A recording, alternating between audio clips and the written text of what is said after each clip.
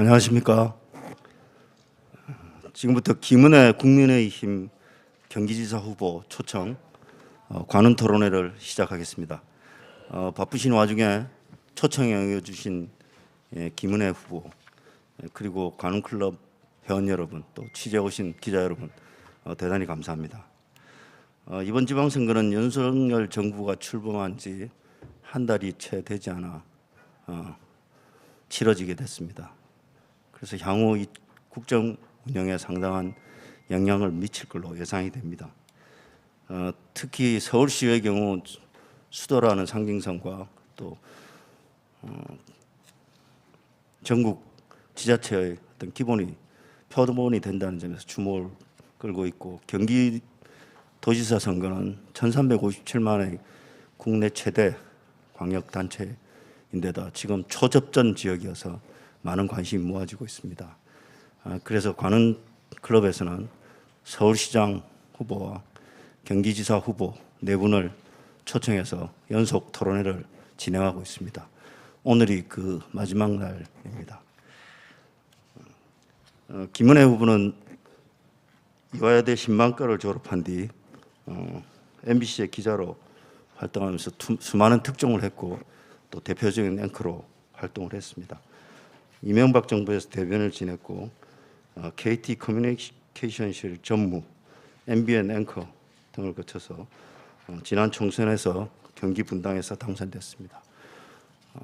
윤석열 대통령 당선인 대변인을 거쳐서 이번에 경기지사 후보로 출마하게 됐습니다. 오늘 토론회에 임해 주실 패널 여러분들을 소개해 올리겠습니다. 제 오른쪽부터 말씀드리겠습니다. 중앙일보의 김정아 디렉터입니다. 한국경제신문의 장진모 부국장이십니다. 김대영 KBS 전문위원입니다. 한겨레신문의 권태호 전일림 책무실장이십니다. 국민일보의 남상혁 사회 2부장이십니다. 죄송합니다. 남혁상 사회 2부장이십니다. 이어서 김은혜 후보자의 모두 발언을 듣도록 하겠습니다.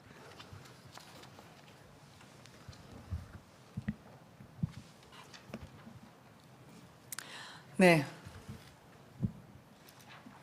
안녕하십니까. 저는 국민의힘 경기도지사 후보 김은혜입니다. 역사와 권위를 자랑하는 관훈 토론회에 초대해 주셔서 진심으로 감사드립니다. 존경하는 회원 여러분, 그리고 언론인 여러분들과 함께해서 뜻깊고 영광스럽다고 생각을 합니다. 경기도는 가장 많은 인구를 갖고 있고 또 가장 많은 세금을 내는 대한민국의 핵심 지자체입니다. 경기 곳곳에 자리 잡은 반도체 공장은 지난 수년간에 대한민국 경제를 지탱해온 버팀목이었습니다. 그리고 판교 테크노밸리는 급격하게 성장하는 기업들의 요람과도 같은 곳이었습니다. 경기도의 발전이 곧 대한민국의 발전이라고 생각합니다. 저는 새로 출범하는 집권 여당의 후보로서 경기도의 확실한 발전을 이끌기 위해서 경기도지사 선거에 출마했습니다. 저는 현장형 정치인입니다. 과거 기자 시절부터 그리고 청와대 대변인, 대기업 임원을 거치면서 항상 현장과 가까이 있었습니다. 지난 2년은 분당 판교의 국회의원으로 발로 뛰어서 지역의 현안을 해결하는 성과를 냈습니다. 국민이 원하는 지도자는 결코 관료가 아니라고 생각합니다. 책상이 아니라 현장에서 국민을 만나고 문제를 어떻게 풀어나가야 되는지 아는 지도자를 원합니다. 정권 교체가 되었고 새 정부가 출범했습니다. 저는 집권 여당의 후보로서 많은 장점이 있다고 생각합니다. 감히 생각하는 바입니다. 제가 최근에 도민 여러분들께 김은혜가 하면 윤석열 정부도 한다는 말씀을 드렸습니다. 실제로 코로나 소상공인 손실보상금 600만 원 균등 지급, 1기 신도시 재건축 즉시 추진 등에서 보듯이 제가 강력히 주장해서 윤석열 정부의 정책으로 확정된 선례가 존재합니다. 윤석열 정부와 새로 시작하는 경기도정은 임기를 거의 같이 하는 만큼 집권 여당 도지사 김은혜가 경기도로 많은 것을 가져올 수 있다고 생각합니다. 무엇보다 경기도의 발전이 곧 대한민국의 발전이 되도록 하겠습니다. 대만 정부는 TSMC를 위해서 반도체 공장에 필요한 물 문제 해결을 위해서 발벗고 지원하는 마당에 우리나라는 각종 수도권 규제와 대기업 규제로 인해서 세계적인 경쟁력이 있는 우리 기업들이 위축되어 있는 상태입니다. 기업 규제에 익숙한 관료 출신과 달리 저는 현장과 가깝고 비즈니스적인 소통이 가능합니다. 당장 경기 북부의 소외 문제에서도 저는 선거공학적인 사고로 경기 남북도의 분도부터 주장하기보다는 대규모 반도체 기업 유치로 파주와 같은 기업 도시를 여러 개 만드는 것이 근본적인 해결책이라고 생각합니다. 반도체 산업에 특히 전력과 공업 용수가 중요한데 이 문제를 경기도가 앞장서서 해결하고 기업이 메리트를 느낄 수 있게 하겠습니다. 그리고 경기도민에게 가장 와닿는 문제는 결국 부동산과 교통입니다. 일개 신도시 재건축과 경기 곳곳의 구도심 재개발을 동시에 이뤄내겠습니다. 윤석열 정부의 부동산 정책에 있어서 경기도가 중심에 있도록 집권 여당 출신 도지사가 챙기겠습니다. 또한 민주당 정부의 부동산 정책 실패에 따른 도민들의 부담을 덜어주기 위해 공약한 서민 1가구 1주택 재산세 100% 면제도 시군 당선자와 함께 시행하겠습니다. 교통 문제도 결국 중앙정부와의 호흡이 관건입니다. 말로만 GTX 연장, 조기 완공을 외치는 것이 아니라 국토부, 서울시 등과 원팀이 돼서 결과물을 만들겠습니다. 저 김은혜는 여성이지만 한 번도 여성 정치인을 강조한 적이 없습니다. 공정하게 경쟁해서 국민의힘이 후보가 됐습니다. 초선 의원 출신이자 현장 출신인 제가 이전 정부의 경제사령탑 관계없이 대한민국 최초의 여성 광역단체장이 된다면 그것만으로도 정치혁신에 큰 의미가 있다고 생각합니다. 실력으로 공정하게 경쟁해서 승리해 보이겠습니다. 경기도민과의 신의를 저버리고 인천으로 가버리신 이재명 전 도지사와는 달리 저 김은혜는 도지사 자리를 정치적 발판으로 삼지 않고 젊은 후보로서 경기도와 미래를 함께하겠다는 말씀을 드립니다. 윤석열 대통령 그리고 안철수 성남 분당갑 후보와 함께 경기도의 발전, 대한민국의 발전을 이끌어내겠습니다. 또 무엇보다 먼저 많은 선배 원로 언론인 분들께서 이 자리에 함께 계십니다. 그리고 제 곁에는 대한민국 언론의 자유를 이끌고 있는 선배 동료 분들이 계십니다. 오늘 관훈 토론에서 많은 가르침을 얻어가겠습니다. 감사합니다.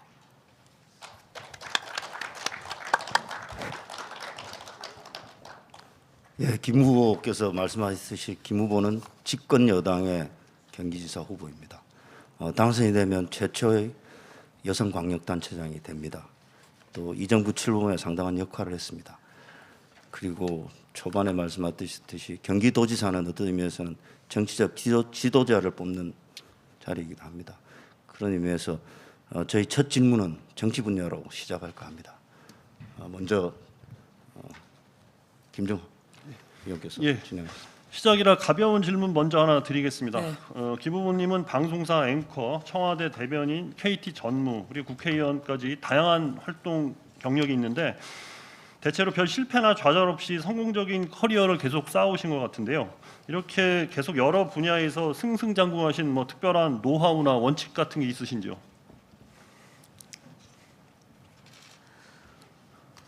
사실 제가 살아왔던 삶에 제 스스로 반추하면서 이것이 성공이냐 실패냐라고 하는 것을 되돌아본 적은 없었던 것 같습니다.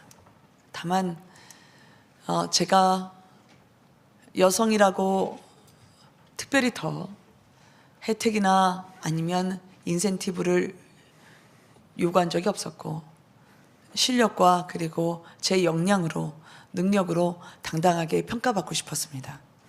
그래서 이번에 국민의힘의 경기도지사 후보로 선출됐을 때도 제가 의원으로서 갖고 있는 벌점이 있었고 감점 사항입니다.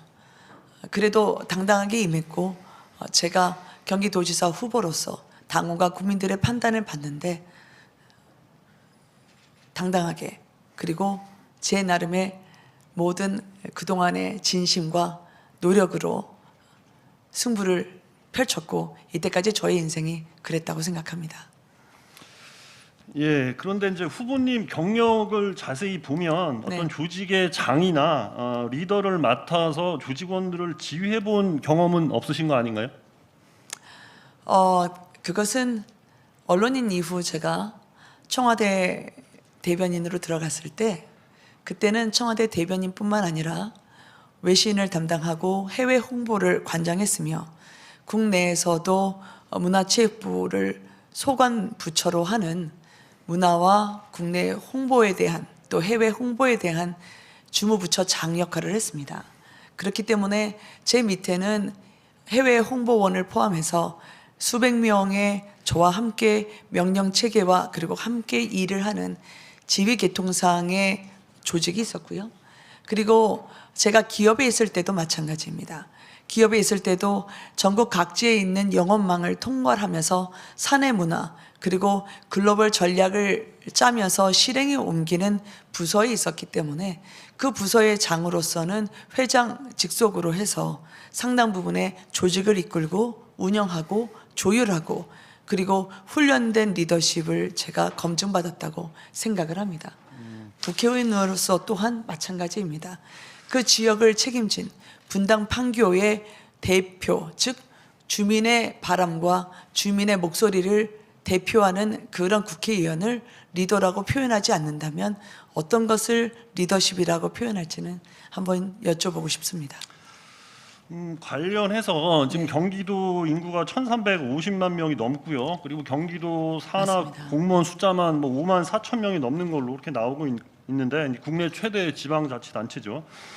그런데 이제 후보님의 예를 들어 이제 국회의정 경험이 이제 2년 정도밖에 안 되고 이거 과거 역대 경기지사를 지내셨던 분들의 커리어에 비교했을 때는 좀 경기지사에 걸맞는 정치적 경륜은 부족한 게 아니냐 뭐 그런 지적도 있는데 거기에 대해서는 어떻게 생각하십니까?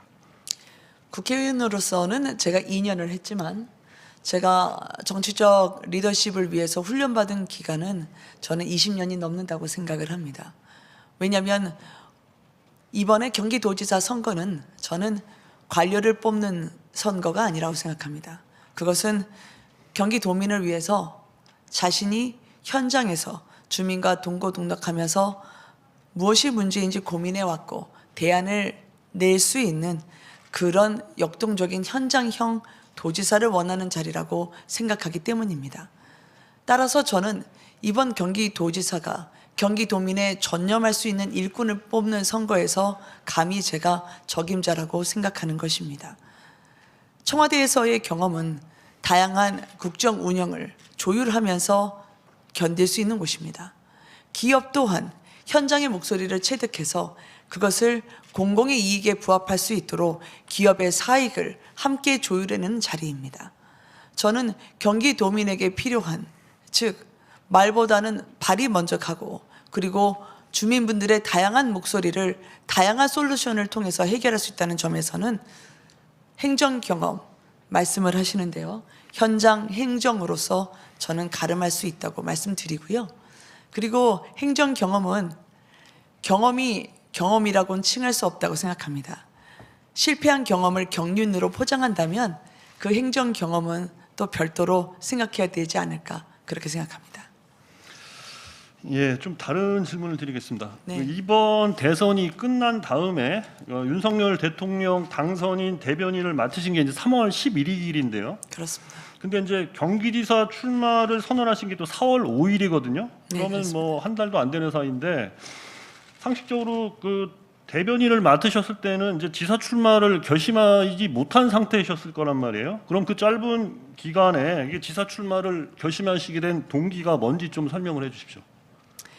경기도의 고민은 늘 마음에 품고 있었고 경기도에 대한 대안을 어떻게 제시할지는 제가 경기도 성남에 이재명 후보가 성남시장으로 8년 그리고 경기도지사로 4년을 봉직했던 그곳의 국회의원이기 때문에 경기도정이 얼마나 망가지고 지난 4년간 많은 국민분들이, 도민분들이 힘들어했는지 현장에서 몸으로 체득했던 사람입니다. 어떤 직책과 관계없이의 고민은 늘 품고 있었고요. 제가 경기도지사로 출마하겠다고 생각했던 것은 지난 3월 9일 대통령 선거에서 저희가 승리했을 때 저는 정권교체가 된 줄 알았습니다. 그런데 그 뒤에 막상 보니까 정권교체가 다 된 게 아니더라고요.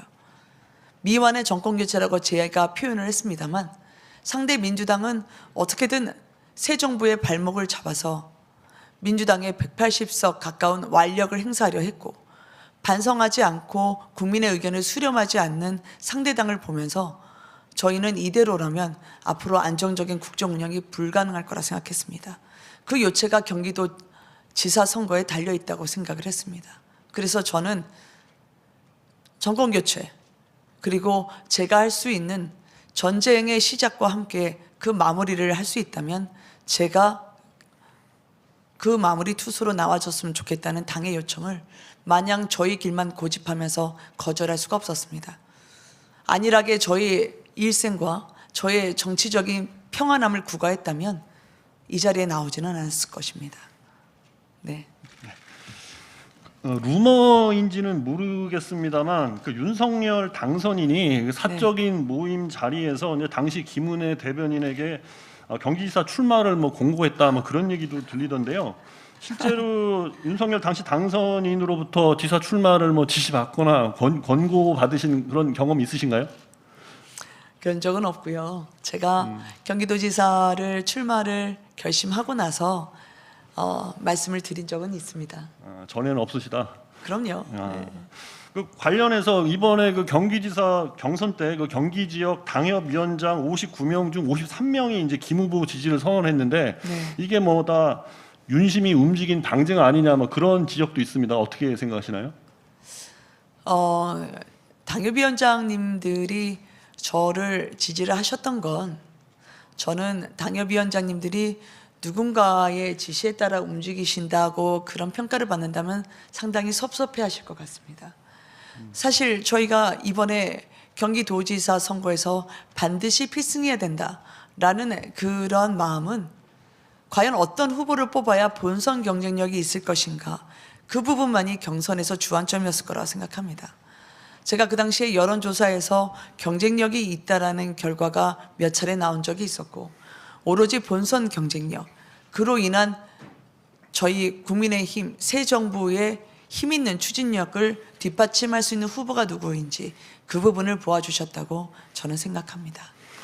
하나만 더 여쭤보겠습니다. 네. 그 5월 2일 윤석열 당선인이 이제 일산, 안양, 경기 지역 네 곳을 방문했는데 네. 이때 이제 후보님이 당선인의 모든 일정에 동행을 하셨어요. 네. 그래서 민주당에서는 선거에 임박한 시점에서 특정 후보를 GTX 현장 방문 같이 선거 판세에 영향을 미치는 일정에 참석토록 하기에 이제 공직선거법 위반이다. 뭐 이런 이유로 해서 윤석열 대통령과 후보를 지금 선관위 고발한 상태인데 거기에 대한 의견을 좀 말씀해 주십시오. 민주당에 되묻고 싶습니다. 그것이 선거 개입이라고 한다면 윤석열 당선인 시절에 그 전에, 즉 당선인 시절에 충남도에 가서 지역 현안을 살펴본 바가 있습니다. 그 당시에 양승조 지사, 이시종 지사도 함께 동행하면서 지역 현안을 논의한 바가 있습니다. 그러면 윤석열 당선인이 민주당 시장 후보들의 선거를 도와주며 개입했다는 것인가요? 저는 도지사 후보라면 당연히 우리 도를 위해서, 즉 경기도를 위해서 예산과 재정과 인원과 조력을 받을 수 있는 그 어떤 곳이라면 땅끝까지라도 가야 된다고 생각합니다. 그게 도지사 후보의 본분이자 마음 자세라고 전 생각을 합니다. 또한 그 당시의 현안의 1기 신도시 재건축 문제, 그리고 경기도 주민분들의 가장 고통 같은 문제였던 교통 현안인 GTX 추진 경과와 관련한 방문이었습니다. 그러면 당연히 가서 지역 주민들의 의견을 전달하고 새 정부로부터 얻어낼 수 있는 협력을 제가 도출해서 설득해서라도 얻어와야죠. 당연히 해야 할 일을 선거 개입이라고 비난하는 것은 결국 경기도에 필요한 도지사는 새 정부로부터 힘을 끌어올 수 있는 여당 도지사다라는 것을 반증한 것이라고 저는 생각하고요. 초조함의 발로라고 저는 감히 생각합니다. 네. 예, 김정아 디렉터께서 이게 언론인 선배신데 초반에 아주 강한 질문을 많이 하시네요. 그래도 역시 우리 김은혜 후보 대단하십니다. 아주 답변 잘하시죠. 예, 평소에 그 아주 발군의 순발력과 논리력 이런 걸 잘 보여주시고 계신 것 같습니다. 경기지사 후보는 말씀하셨듯이 정치적 리더가 가는 자리이기도 합니다. 거의 뭐 작은 국가 규모의 광역단체이기도 합니다. 그래서 또 더군다나 지금 초접전 지역이어서 정치적인 판세에 대한 전망과 또 정치인 자질 문제에 대해서 조금 더 추가 질문을 이어가 보도록 하겠습니다. 이번에는 권태호 실장께서 질문해 주시겠습니다. 예. 경기지사 선거는 이번 지방선거의 핵심이고요. 특히 대선 2라운드 대리전 양상을 지금 빚고 있습니다. 또 이재명 전 지사하고 안철수 전 의원이 보궐선거에 출마했는데 이게 전체 경기지사 선거에는 어떤 영향을 주고 있는지 현재 지금 판세는 어떻게 보고 계시는지 한번 여쭤봤으면 합니다. 사실 이제 본선이 시작이 되면서 판세를 보기에는 너무 이 일정상 한 분 한 분 만나 뵙는 부분이 절박해서 돌아볼 수 있는 겨를은 없었습니다. 다만 이제 아침에 안철수 후보와 함께 제가 처음 정치를 시작하고 주민분들이 받아주신 판교에서 출근길 인사를 드렸는데요. 안철수 후보는 판교의 테크노밸리의 산 증인이기도 해서 대한민국 혁신의 심장이라고 하는 분당 판교에 더 나은 미래를 가져다 줄 수 있는 훌륭한 후보라고 생각을 합니다. 그래서 경기도민분들에겐 분당 그리고 각 경기도의 31개의 시군의 발전이 경기도의 발전이라는 점에서 체감할 수 있는 그런 경기도의 미래를 전해드릴 수 있다고 생각하고요. 오히려 이재명 후보님은 분당갑에 나오셨으면 훨씬 더 멋진 승부가 되지 않았을까 아쉬움이 있습니다. 왜냐하면 대장동을 직접 설계하셨고 당군 일의 최대 치적이라고 대장동을 평가하신 분이기 때문에 그 대장동 문제에서도 그리고 성남시장으로서 또 주소지를 분당에 두고 계시는데요. 연고가 있다는 점에서도 당당했다면 분당갑에 나오시지 않았을까? 그래서 오히려 인천 계양에 연고가 없는 곳에 그리고 지금 경찰의 수사가 목전에 치닫는 상황에서 마치 등을 보이고 가신 모습은 많은 경기도민 특히 분당의 주민분들이 섭섭해하시고 뭔가 있구나라고 생각하실 것 같습니다. 방탄조끼를 입기 위해서 가신 게 아니길 바랍니다. 그렇지만 많은 도민분들은 그렇게 생각하고 계시더라고요. 네. 예, 또 하나 더 질문드리겠습니다. 이 강용석 후보 문제인데요. 네. 이게 단일화 문제가 앞으로 끝까지 계속해서 진행될 것 같고요. 김은혜 후보는 그 도민 당원의 의견을 경청하겠다라고 했는데 그 경청을 어떻게 하시는지 그리고 지금 현재 어디까지 진행됐는지 한번 여쭤봤으면 합니다. 네. 제가 이제 국민의힘의 경기도지사 후보로 선출됐을 때와 지금이나 사실 달라지거나 마음이 변한 건 없습니다. 당원분들이 그리고 국민 여러분들이 저를 선택해 주셨기 때문에 저의 행보 그리고 저의 정치적인 결정 하나 저 혼자 할 수 있는 것은 없습니다. 무겁게 받아들여야 되는 자리인 만큼 무겁게 당원과 국민 여러분들의 뜻을 존중하고 수용해야 된다는 취지로 말씀드린 거고요. 단일화라는 그런 질문을 받았을 때 사실 고민이 되는 것도 사실입니다. 저의 유불리 때문에 고민이 되는 것은 아닙니다. 그것은 많은 국민들이 진정한 정권 교체를 이번 지자체 선거에서 원하시기 때문입니다. 강용석 후보님도 제가 존경하는 후보입니다. 그리고 지난 대선 과정에서도 정말 많은 노력을 해오셨고 또 앞으로 이번 선거에서도 민주당에 다시 지난 4년간의 경기도민에 대한 폭정을 반복하게 하느냐?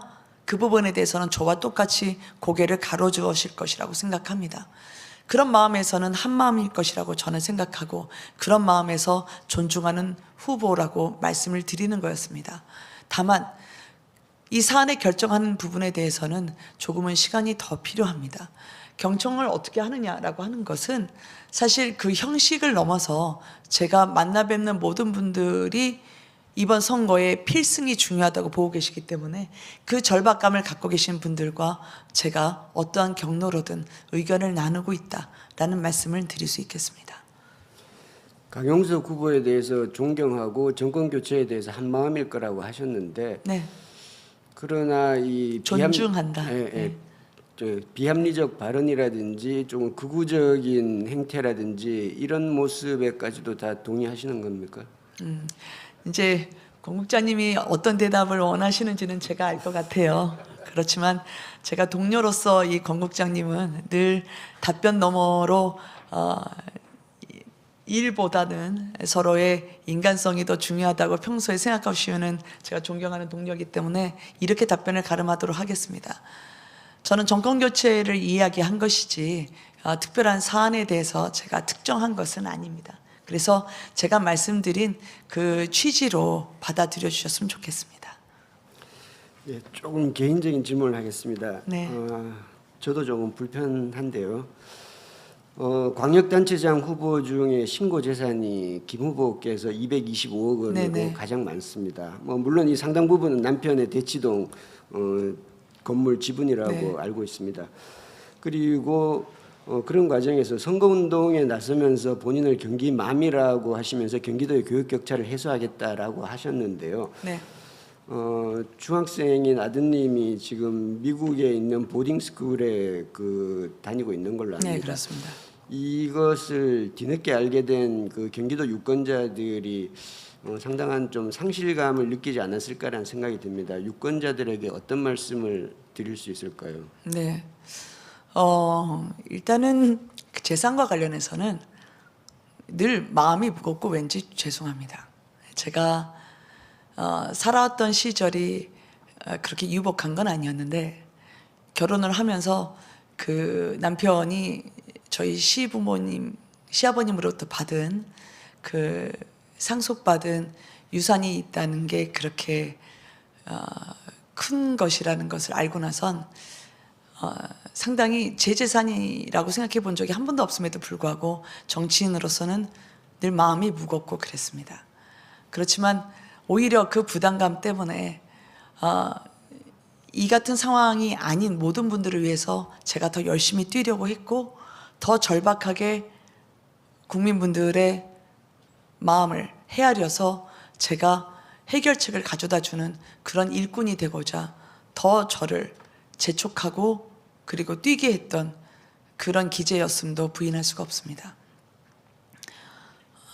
전혀 이 부분에 대해서 제가 한치에 그래도 뽑아보니까 어떠한 이유에서든 정말 일 잘하고 그리고 할 말하고 뚝심 있구나 라는 그런 사람이라는 걸 보여드리기 위해서 노력해왔고 앞으로도 그렇게 할 것임을 약속드립니다. 아들의 문제는 사실 엄마로서는 늘 아픔입니다. 이 세상에 아들을 또는 딸을 자녀를 둔 부모님의 마음은 늘 그럴 겁니다. 곁에 두고 싶고 그리고 제가 이제 급식 공약도 냈지만 자녀를 둔 부모님들은 밥 한 숟가락 자녀 입에 들어갈 때 내가 먹지 않아도 배가 부르는 게 부모님의 마음이죠.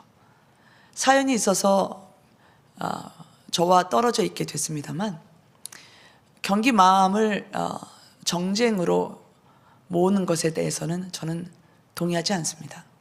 지금도 많은 타지에 계신 분들이 다양한 이유로 경기도로 들어오십니다. 그리고 경기도에서 터전을 잡고 자녀 교육을 시키십니다. 그러면 다른 곳에서 교육을 받았던 그런 자녀를 둔 어머니들을 다 가짜 경기맘이라고 한다면 이 세상에 살아남을 경기맘은 없을 것입니다.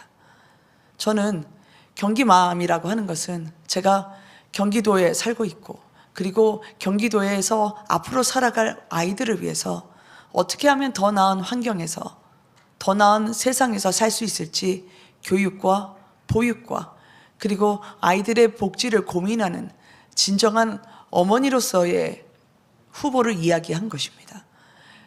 다만 그것을 아들이 어디 있거나 아니면은 아들이 어디서 공부했냐라고 한다면 저는 네거티브를 하지 않겠습니다만 이중 국적을 갖고 있는 아들은 미국 사람이다 라고 하는 그 부분에 대해서 똑같은 서로의 지나친 정쟁은 자중하셨으면 좋겠다. 오로지 비전과 정책으로 이 경기도를 끌고 나갈 사람을 뽑아주셨으면 좋겠다. 그것만 논의하기에도 앞으로의 남은 선거 기간은 짧다고 생각합니다. 네. 예, 알겠습니다. 오늘 아침 언론에 보도된 내용인데요. 네. KT 재직 당시 네네. 2012년 9월에 공개 채용 당시에 신입사원 공채에 김문혜 후보의 지인을 취업 청탁했다는 의혹이 있다는 보도가 네. 있었습니다. 이게 KT 내부 보고 자료인 것 같은데요. 네. 이게 대해서 좀 해명을 좀 부탁드립니다. 저도 아침에 그런 보도가 있다고 접해서 제가 저와 함께 일하시는 분들을 통해서 좀 확인 작업을 해 주시기를 부탁을 드렸습니다. 바로 답변을 드리지 못했던 게 이게 어떻게 된 일인지 사실관계를 분명히 확인하고 말씀드리는 게 필요하다고 생각을 했습니다. 중요한 일이니까요. 어떤 식으로든 저는 그 보도에서 얘기했던 부정 채용에 관여한 적이 없습니다. 그리고 제가 지금 들어오기 직전에 알아본 결과를 누가 말씀 주시는데 안에 거론됐던 분이 KT에 채용된 적이 없다고 하던데요. 네. 그 자료에는 이제 불합격이 합격으로 바뀌었다고 돼 있는데 그게 아니라고 합니다. 아니라고. 그러니까 채용된 적이 없는 분이라고 한 것을 제가 KT에 부탁을 해서 저희 아랫분들이 확인을 했습니다. 추천한 적이 없으시다는 거죠. 그런 부정 채용에 제가 관여한 적이 전혀 없고요.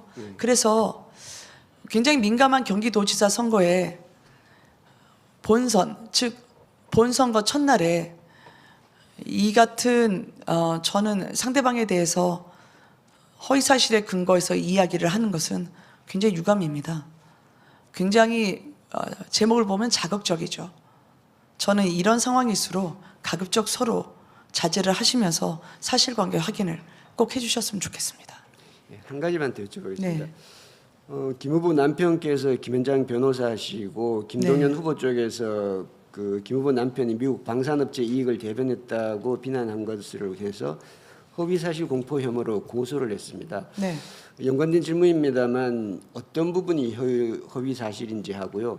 또 하나는 지금 양쪽 후보 김은혜 후보도 그렇고 김동연 후보도 그렇고 양쪽이 다 서로를 형사 고소를 한 상태입니다.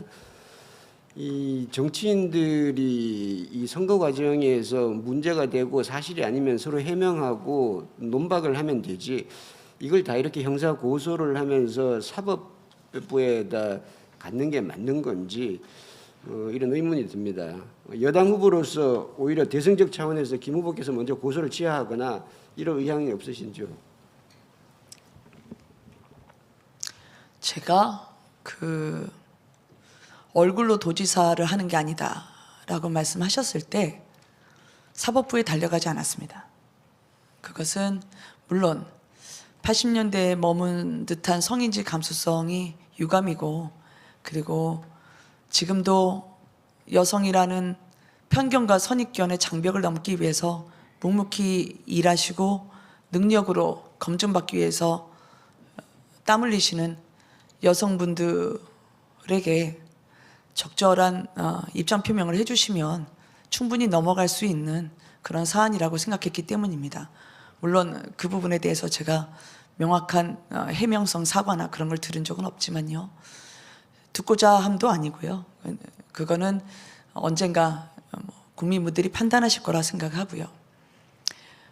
고소나 고발을 왜 했냐라고 하기 전에 저는 정치 문화부터 서로 같이 해결해야 된다고 생각을 합니다. 아마 그 주장을 하셨던 것은 그 회사의 홈페이지를 보고 하셨던 것 같은데요. 그 회사의 홈페이지를 보고 그대로 기술하시면 될 것을 거기에 하나의 마치 엄청난 로비를 받은 사람인 것처럼 그리고 엄청난 해외 방산업체의 이해관계만 대변하는 사람처럼 적시한 부분은 분명한 명예훼손입니다. 여러 차례 그 부분에 대해서 정정을 요구했지만 받아들여지지 않았습니다. 명백한 사실을 국민들이 보고 있음에도 불구하고 그것을 눈이 두 개,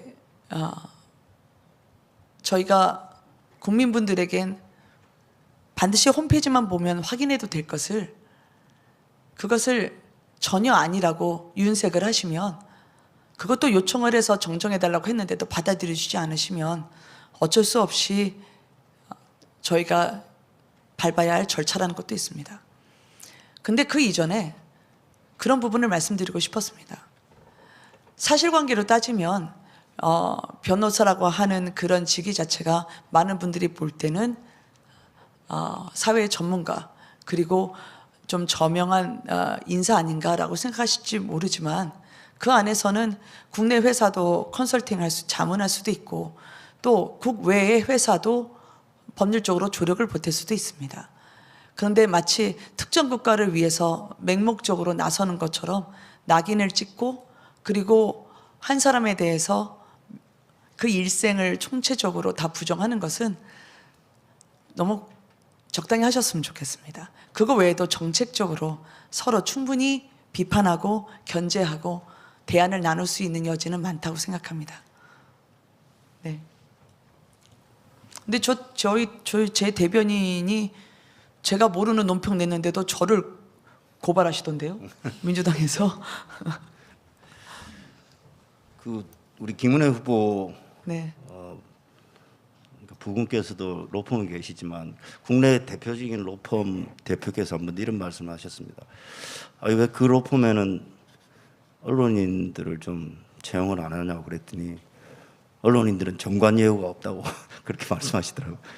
오늘 두 분이 아주 언론계 선배이기도 하고 동료의 김은혜 후보를 초반에 아주 강하게 이렇게 몰아붙이시는데, 반면에 또 그 결과 아니에요. 오늘 그 여러 가지 잘못된 사실관계에 대한 해명을 할 수 있는 또 기회가 됐다는 점, 또 이번 기회를 통해서 그런 것들에 대한 오해를 털고 나갈 수 있다는 의미도 있으니까 네, 그럼요. 좀 너그러이 좀 아유, 아닙니다. 마음 편하게 받아주시고. 저도 옛날에 질문을 하면서 살았던 사람인데요. 네. 예, 그렇게 이해해 주시니 감사합니다. 어쨌든 경기도는 또 이런 정치적인 리더가 필요한 동시에 또 아주 구체적인 생활 행정이 필요한 또 지방자치단체이기도 합니다. 경기도는 서울시 못지않게 부동산 문제가 굉장히 심각한 문제고, 신도시 개발은 경기도민의 재산과 일상을 좌우하는 문제이기도 합니다. 그래서 우리 다음 질문은 장진모 부국장께서 부동산 문제에 대해서 질문하도록 하겠습니다. 네, 경기도 유권자들 최대 관심사가 아마 1기 신도시 재개발일 겁니다. 그래서 네. 최근 분당 일산 같은 경우는 이제 집값이 다시 좀 꿈틀거리고 있고요. 아마도 이제 재건축 리모델링이 곧 될 거다라는 기대감 때문일 텐데, 여야 모두 이제 특별법을 제정해서 신속하게 추진하겠다 이렇게 이야기를 하고 있습니다. 그런데 시장 전문가들은 이게 부동산 시장을 다시 과열시키는 게 아닌가 이런 우려도 있습니다. 어떻게 생각하십니까? 그 문제로 10년 동안 재건축이 멈춰졌죠. 대안을 마련하기 위해서 저희가 순환 재정비, 즉 세입자에 대해서는 이주단지를 마련을 하면서, 그리고 재건축에 대해서는 순차적으로 진행하면서 혹시나 있을지 모르는 그런 물가 상승, 그리고 전셋값 상승에 대비하자라는 취지로 말씀을 드립니다. 그렇게 준비했다고요. 제가 2년 전에 국회의원에 당선되자마자 1호로 발의한 법안이 일기 신도시, 노후 도시를 재건축하고 스마트 도시로 함께 발전시키는 특별법이었습니다. 지금 저희가 대통령 공약으로, 그리고 인수위에서 추진하고자 하는 그 특별법입니다. 제가 그 특별법을 꼭 관철하고 싶어서 국회 국토교통위원회에 물구나무 서서라도 들어가겠다고 예전에 김상현 의장님처럼 이야기를 했었습니다. 결국 들어갔고 국토소위에도 제가 법안 소위로 참석을 했는데요. 그 특별법을, 그런데 그때 민주당 의원님들이 다 반대를 하셔서 제가 그거를 통과시키지를 못했습니다. 아쉬움이 있었습니다. 근데 그 똑같은 내용의 특별법을 지금 민주당 의원님들이 적극 추진하시겠다고 하니 한편으로는 감사드리면서도 한편으로는 그때 그렇게 힘이 쓰실 때 왜 안 해주셨지? 라고 하는 섭섭함이 있습니다. 그래서 일기 신도시 재건축은요, 선택의 문제가 아니라 생존의 문제입니다. 지금도 신도시 재건축 30년 된 그 명예는 간데없이 그 아파트를 가보면 주차장에 천장에서 성변 덩어리가 등교하는 아이들 머리 위로 쏟아집니다. 그리고 문틀이 뒤틀리고 세로로 난 그 균열이 점점 벌어져서 이 아파트 내가 안심하고 다닐 수 있나? 라는 불안감이 매일 주민들 머리 위로 짓누릅니다. 따라서 주민분들의 안전과 그리고 보다 나은 거주권을 위해서는 저는 신속하게 재건축이 추진돼야 함을 이야기했고요. 이번에 인수위 그리고 인수위를 통해서 새 정부에서 즉각적이고 신속한 추진으로 공약을 다시 확인하고 임하게 됨을 저는 보람으로 생각하고 그러나 더 늦춰지는 일이 없도록 노력할 것입니다. 네. 일기 신도시 재개발 재건축은 모든 사람들이 기대하고 바라고 네. 올바른 방향이다라고 생각하는데 중요한 건 이제 전체 시장입니다. 부동산 시장. 이 문정부 5년 동안 부동산 값을 이렇게 올려놓았는데 이 부동산 값 안정이 아마 윤석열 정부의 최대 또 과제일 것 같습니다. 그래서 분명히 시장에서는 이번 선거 이후에 좀 속도 조절이 있을 것이다. 이거 부동산 재개발, 신도시 재개발은 표심하고 너무 밀접하게 연관되어 있지 않습니까? 그래서 선거 끝나면 정부에서 먼저 속도 조절로 나오지 않을까 이렇게 또 유권자들이 또 의구심을 갖고 있습니다. 어떻게 생각하십니까? 서울에서의 속도 조절과 경기도의 속도 조절은 전 다르다고 생각합니다. 서울과 경기는 차이가 있습니다. 서울에는 신도시가 없습니다. 경기도는 서울에서의 인구 팽창과 함께 인구를 조금 더 감당해 줬으면 좋겠다고 해서 150만 도시를 30년 전에 일기 신도시 5곳을 지어서 배치를 했습니다. 그런데 그 뒤에 주민분들에게는 삶의 문제가 됐음에도 리모델링조차 제대로 추진이 안 됐던 게 지난 4년 민주당 정권의 지방잔치의 실상입니다. 그리고 부동산 가격이 오른 것은 윤석열 정부의 책임이 아닙니다. 지난 민주당 정부에서 부동산 가격을 올렸죠. 가장 큰 문제는 시장을 정부의 논리로 묵살했기 때문입니다. 공공이 할 일이 있고 시장이 할 일이 있습니다. 그렇지만 시장이 할 수 있는 부동산의 모든 것을 공공이 규제로 틀어막고 인위적으로 시장을 통제하려 했기 때문에 부동산 시장이 숨을 못 쉬고 가격 폭등으로 이어진 겁니다. 28차례의 부동산 정책이 발표됐고 그중에 10차례 이상을 김동연 부총리 시절에 발표가 됐습니다. 그러면 저는 부동산 가격 폭등 그리고 부동산 가격이 오르지 않아도 건강보험료 같은 준조세 60여 개가 한꺼번에 오르도록 공시가격 현실화율을 맞추자라는 취지로 이야기했던 분도 김동연 후보셨습니다. 탓을 하고자 함이 아닙니다. 서로가 책임질 수 있는 부분은 분명히 하는 것이 이 같은 지자체장을 맡고자 하는 사람의 당연한 본분이자 의무라고 생각한다는 겁니다.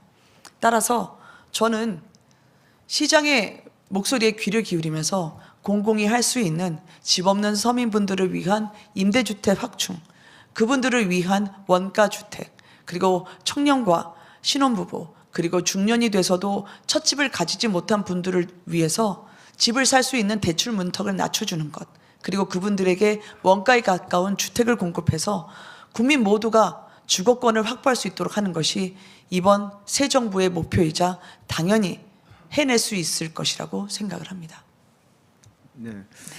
그 일기 신도시가 이제 분당, 일산, 3번 해서 총 5곳 아닙니까? 근데 이거 아까 이주 계획을 철저히 세워서 순차적으로 진행을 하겠다라고 하셨는데 29만 가구잖아요. 22만 가구입니다. 일기 신도시 5곳을. 네, 그 재개발 재건축을 합치면 22에서 23만 정도 됩니다. 예. 네. 어차피 아까 말씀하셨듯이 순차적으로 해야 될 텐데 가령 뭐 분당 먼저 하고 일산 나중에 하겠다 이런 구체적인 로드맵이 있나요? 기본적으로 사실 정밀 안전 진단이나 그 아파트의 노후도라든지 저희가 재건축의 지구 지정이 될 때까지의 필요한 진단 기준들이 있습니다. 그 부분에 대해서는 충분히 적시성과 그리고 적절성을 판단할 수 있다고 생각하고요.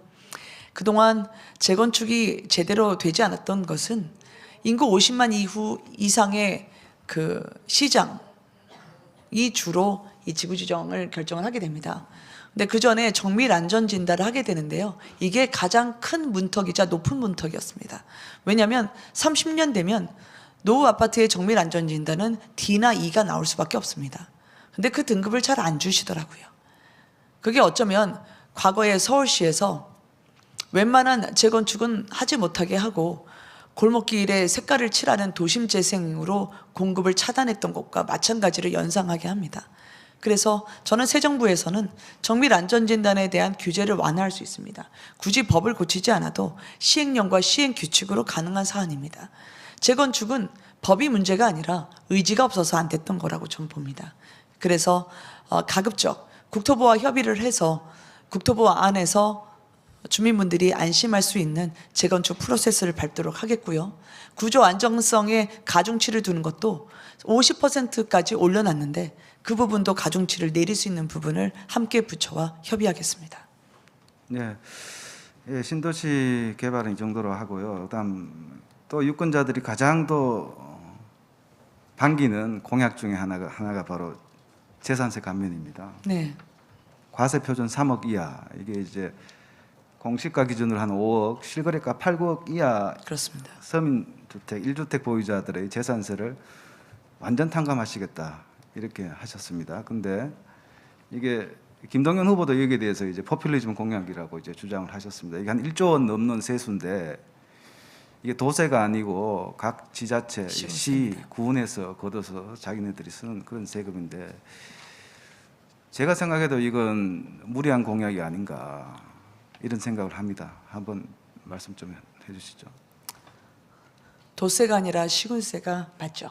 예. 네, 그렇기 때문에 제가 이번 공약을 발표할 때 저희 그 31개 시군에 나가는 후보님들과 협약을 같이 맺고 저희가 당선 이후에 이것을 같이 추진해 나갈 것을 동의를 얻은 후에 발표를 했습니다. 많은 분들이 포퓰리즘 아니야? 라고 생각하시지만 저는 이걸 포퓰리즘이라고 생각을 하신다면 10번이라도 더 할 것 같습니다. 왜냐하면 세금 폭탄에 너무 많이 시달리셨거든요. 제가 그동안 이 재산세 한번 그동안에 저희 도정에 4년 동안 보니까 작년만 하더라도 1조 5천억이 넘는 재산세가 들어왔습니다. 이번에 제가 재산세를 공시가격으로 하면 5억 이하 그리고 시가로 하면 8, 9억 이하의 분들 1가구 1주택에 적용을 한다면 약 5천억 정도 세수 감손이 있습니다. 그러면 이 부분은 제가 3가지 방법으로 면할 수 있을 것이라고 보전할 수 있을 것이라고 말씀드린 바가 있었습니다. 첫 번째는 세계잉여금입니다. 세계잉여금과 함께 두 번째는 불효불급한 예산에 대해서는 제가 지출 구조조정을 하겠다고 말씀을 드렸습니다. 세 번째는 정부로부터 얻을 수 있는 재정적인 지원입니다. 그리고 재산세 10%, 20%를 김동연 후보님 측은 모든 사람들에게 재산세 20%를 깎아주겠다라고 발표를 하시던데요. 전 좀 억울합니다. 포퓰리즘은 이게 더한 포퓰리즘 아닌가요? 저희가 기생충 많이 보셨습니다만 저희가 송강호님의 재산세를 깎아줘야지 이성균님의 그 호화빌라 재산세를 깎아줘야 하겠습니까? 저는 이거야말로 민주당에서 부자감세를 주장하신 거라고 생각을 합니다.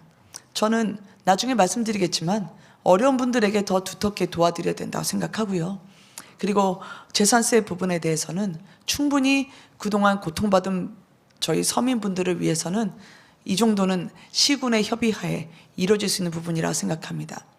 조세 법정주의 이야기를 하시는 걸 들었습니다. 그렇지만 그거는 지방세법만 보셨지 지방세 특례 제한법을 보시지 못한 겁니다. 일머리가 있다는 민주당에서는 왜 지방세법만 보시고 특례 제한법은 못 보셨는지 모르겠습니다. 그곳에는 법이 아닌 조례로 인한 지방세 감면이 이루어질 수 있음을 분명하게 명기하고 있습니다. 네. 예, 그 경기도 정책에 대해서도 많은 공부가 되신 것 같습니다. 경기도의 부동산 문제만큼 중요한 게 경기도는 교통 문제가 있습니다. 특히 이제 서울에 직장을 준 경기도민들도 많이 계시고 도내 교통 문제도 많이 제기되고 있습니다. 더불어서 또 경기도는 남북 간의 불균형 문제도 있고 해서 또 소득의 지원 문제도 많이 복지 문제도 제기되고 있습니다. 그래서 이번에는 김대웅 전문위원께서 교통 문제 그리고 네. 복지 문제에 대해서 질문. 김대웅입니다. GTX 수도권 광역 급행 열차 관련돼서 네. 질문드리겠습니다. 뭐 후보자께서는 그 DEF 신설 노선을 뭐 추진하겠다, 바뀐 게 없다 이런 얘기를 많이 하셨는데 제가 만난 많은 경기도민들은 그 DEF 신설보다는 기존에 결정된 ABC 요게 제대로 추진이 돼야 되는 게 아니냐. 우선 급한 게 ABC도 지금 제대로 안 되고 있는데 무슨 DEF냐. 그리고 이게 돈이 굉장히 많이 들어가는 사업 아닙니까? 제가 한번 취재를 해보니까 A만 지금 유일하게 착공이 돼서 진행이 되고 있고 B 같은 경우는 민자가 50, 그다음에 국가가 50% 하는데 민자 같은 경우도 올해 말쯤이나 사업자가 선정이 된다고 합니다. 그리고 C 같은 경우도 보니까 민자 100%인데 작년에 사업자가 선정이 돼서 현재 국가와 협상 중이거든요. 그래서 제가 볼 때는 이 기존에 있는 그 GTX 이거 어떻게 해야 되는지 먼저 묻고 싶습니다. 네. 기존이라 하시면 이제 ABC를 네. 말씀하시는 거죠. GTX가 정말 필요합니다. 아마 이제 거의 10여 년 전에 GTX가 당시 이제 김문수 지사 시절에 추진이 돼 왔던 건데요. GTX A 노선 같은 경우에는 지금 2018년에 착공을 해서 2024년에 준공 예정이었는데 아마 이제 저희 삼성동의 지하도시 때문에 2025년에 부분이나마 준공이 될 예정에 있습니다.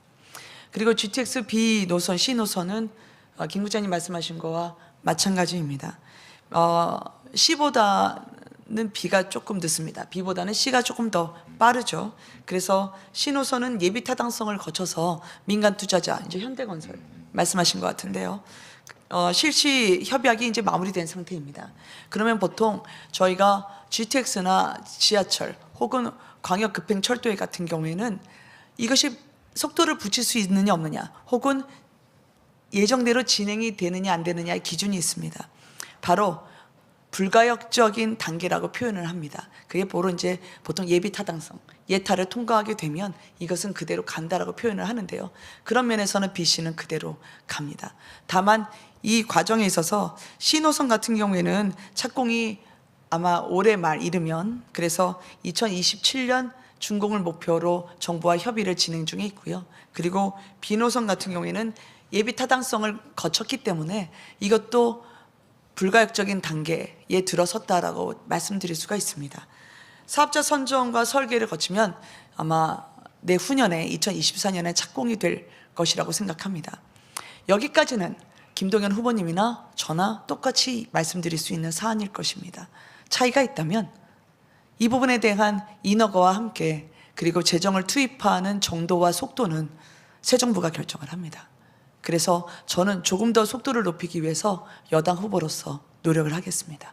그것이 차이점이 될 거라고 말씀드리고 싶습니다. 예, 그러면은 그 최근에 네, 윤석열 대통령과 함께 GTX 현장을 다녀오셨잖아요. 이렇게 많이 주세요. 사심이 곁들이신 걸로. 감사합니다. 아이, 물 먼저 드시면서. 예. 아니 제가 기자 출신이어서 물을 잘 안 먹습니다.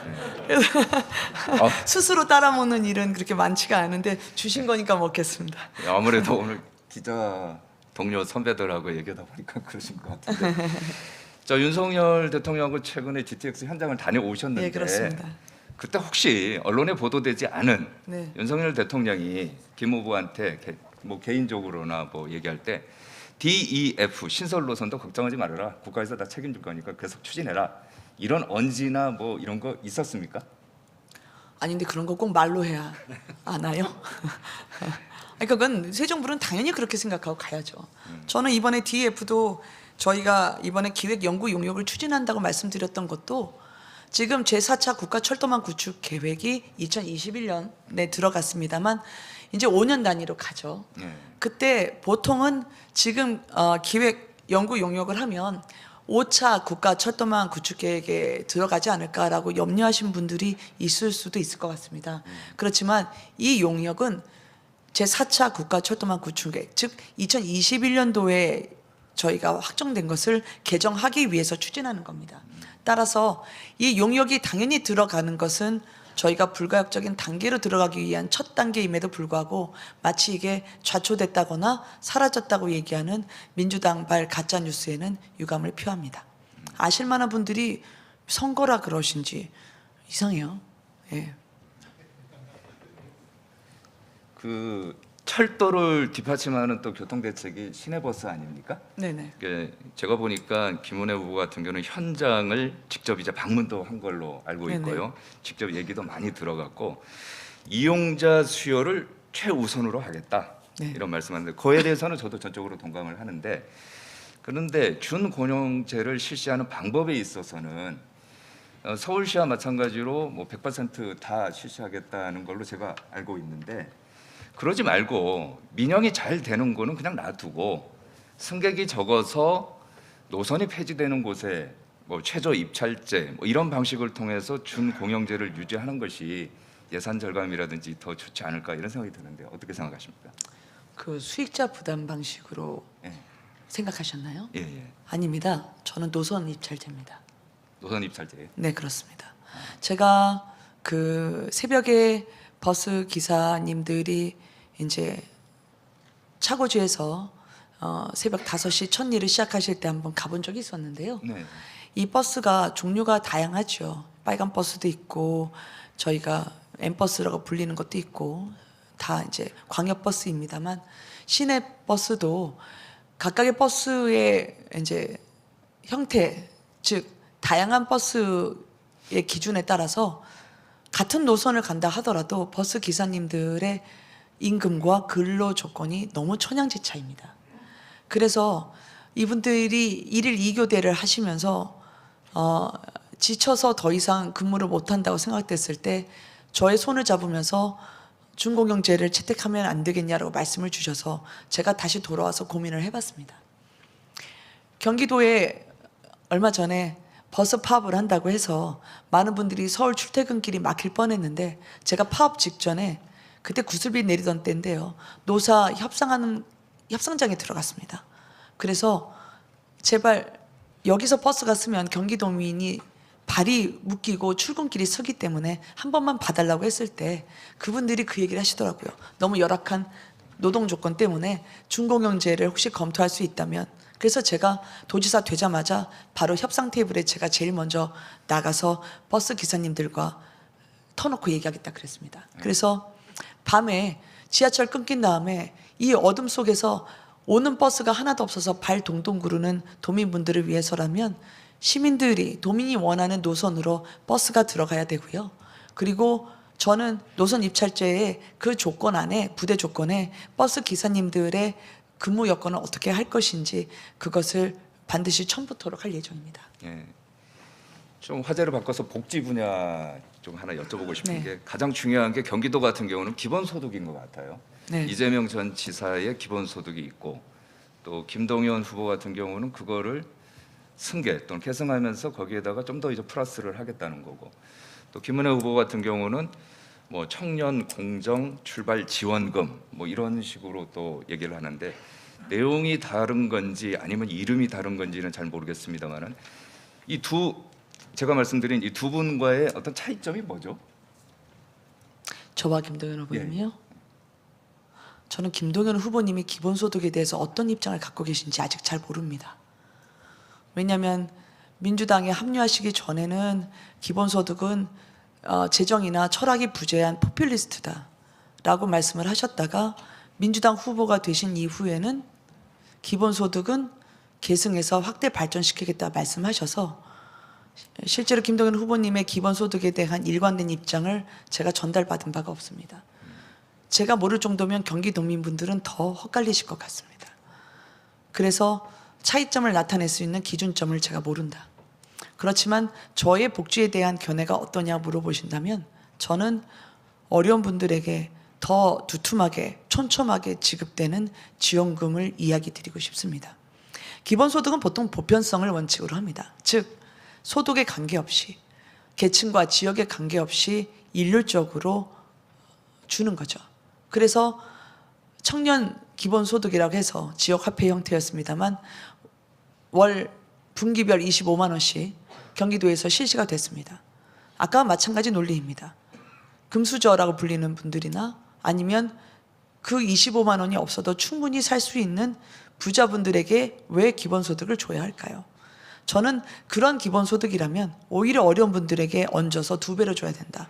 제가 말씀드린 청년 공정 출발 지원금이라고 하는 것은 이재명 후보의 기본소득은 1년에 100만 원이지만 저는 1년에 300만 원입니다. 그 대신 니트 청년처럼 엄마 아빠 찬스가 없어서 혹은 자립할 기회가 없어서 아직 도전의 용기를 못 내는 청년들에게 저희가 일어나실 수 있도록 지원금을 드리는 겁니다. 물론 저희는 생애 첫 그리고 중위소득 이하의 분들로 한해서 어려운 분들에게 집중적으로 지원이 되게 할 것입니다. 이 같은 지원금은 청년뿐만 아니라 농민, 문화예술, 코로나로 힘들었던 분들에게도 마찬가지로 적용이 될 것입니다. 혹시나 국민의힘 후보가 되면 지원금이 끊기는 게 아닐까요? 여쭤보시는 전통시장 상인분들이 있었습니다. 저는 그분들에게 이렇게 대답했습니다. 중간에 마진처럼 가로채가는 그런 권력과 함께 친분이 두터운 그런 기구를 전임 때와는 달리 제가 없앨 것이기 때문에 더 많이 받으실 수 있게 될 겁니다. 어려운 분들에게 그렇게 말씀드립니다. 연관해서 지역 화폐인데요. 네. 김동연 후보 같은 경우는 뭐 지역 화폐 2.0 시대를 열겠다. 뭐 이런 얘기, 지역 화폐 발행을 확대하겠다 이런 얘기했는데 김 후보의 생각은 어떤지. 또 하나 부연해서 최근 한 토론회에서 지역 화폐의 그 이전 그 지사 얘기인 것 같긴 한데요. 지역 화폐의 운영사 선정 과정에 문제가 많았다. 이런 얘기를 하신 걸로 기억이 나는데 이게 구체적으로 어떤 것이 문제가 있었다는 얘기인지 궁금합니다. 일단 김동연 후보님 말씀 주신 것과 관련해서는 보편적인 기본소득에 대해서는 반대 입장을 표명하시다가 민주당 후보님이 되신 다음에 청년에게 주는 기본소득은 그거는 과거에 반대했던 기본소득이 아니라고 하시는데 저는 청년이라 하더라도 소득과 관계없이 다 주게 될 텐데 그게 왜 기본소득이 아닌지 모르겠어요. 그래서 저는 명료하게 본인의 입장부터 밝혀주시는 게 좋다라고 생각하고요. 지역화폐 2.0에 대해서는 저는 자세히 알지 못합니다. 좋은 말씀을 주시는데 구체적으로 좀 더 말씀을 상대 후보님이 해주셨으면 좋겠다고 생각합니다. 지난 4년에 이재명 지사 시절의 도정을 제가 들여다봤을 때 저는 권력의 사유화로 명명을 합니다. 그리고 공공과 그리고 사적인 이윤이 뒤범벅된 채로 정말 약자인 도민들에게 가야 될 게 많이 측근들에게 주머니 채우는 데 쓰여졌음을 확인할 수 있었습니다. 지역화폐만 해도 마찬가지입니다. 코나아이라는 회사는 부도 직전의 회사였습니다. 그런데 다른 도에서는 하지 않았던 운영 방식을 채택했습니다. 그건 뭐냐면 낙전 수입이라고 하는 건 보통의 지역화폐 운영 대행사는 도로 환원을 합니다. 그런데 코나아이는 그 낙전 수입마저 자신들이 가져갔습니다. 그러니까 도민들에게 환원돼야 할 이익을 본인들의 수익으로 채운 거죠. 그러다 보니까 1년 새 190억 원의 이익을 냈습니다. 세금깡 의혹, 그리고 본인들이 기득권과 함께 유착관계가 형성된 게 아니냐는 의혹 속에 있지만 여전히 승승장구하고 있습니다. 시장상권진흥화재단이라는 게 있습니다. 전통시장 상인분들에게 지역화폐를 나눠주는 데 있어서 상당 부분 결정권을 행사하는 곳입니다.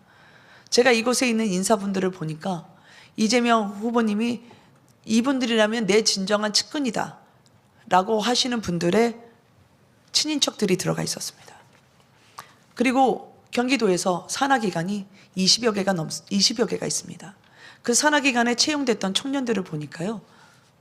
제가 하나하나 따져보고 있습니다만 역시 과거에 선거 때 신세를 졌거나 아니면 함께 친분이 두터운 분들의 자녀가 일제히 열린 채용이라는 이름으로 혹은 공채라고 하지만 납득할 수 없는 이유로 특별 채용처럼 된 것을 확인했습니다.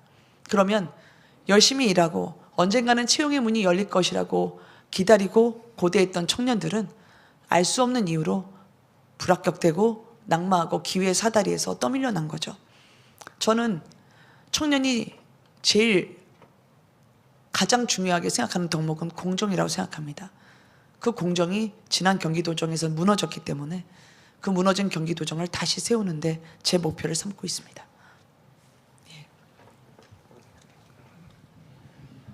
예, 이번에 이 토론을 준비하면서 경기도에 관련된 걸 좀 찾아보니까 해방 이후에 일시적으로 서울이 경기도의 산하 기초단체인 적이 있었더라고요. 뭐 일시적이긴 했지만 경기도 서울시, 그래서 서울시민이 경기도민 정도 갖고 있었다고 합니다. 미군정 편에서 이제 서울특별자유시로 성격이 됐다고 합니다. 근데 경기도가 이 서울 때문에 수도권 정비계획법 등으로 해서 사실은 역차별을 받고 있다는 지적이 많습니다. 경기도의 규제 문제, 그리고 남북 불균형 문제 등등을 포함해서 이번에 국민일보 아까 제가 소개드릴 때 잘못 드려서 죄송한데 다시 한번 사과 말씀드리고 여기 이름을 바꾸면 안 되는데 다시 한번 확인해서 말씀드리겠습니다. 국민일보 남혁상 사회이부장께서 질문 이어가도록 하겠습니다. 네, 감사합니다. 저는 그 규제 완화하고 그 양극화 문제 관련해서 우리 김 후보님께 질문드리겠습니다.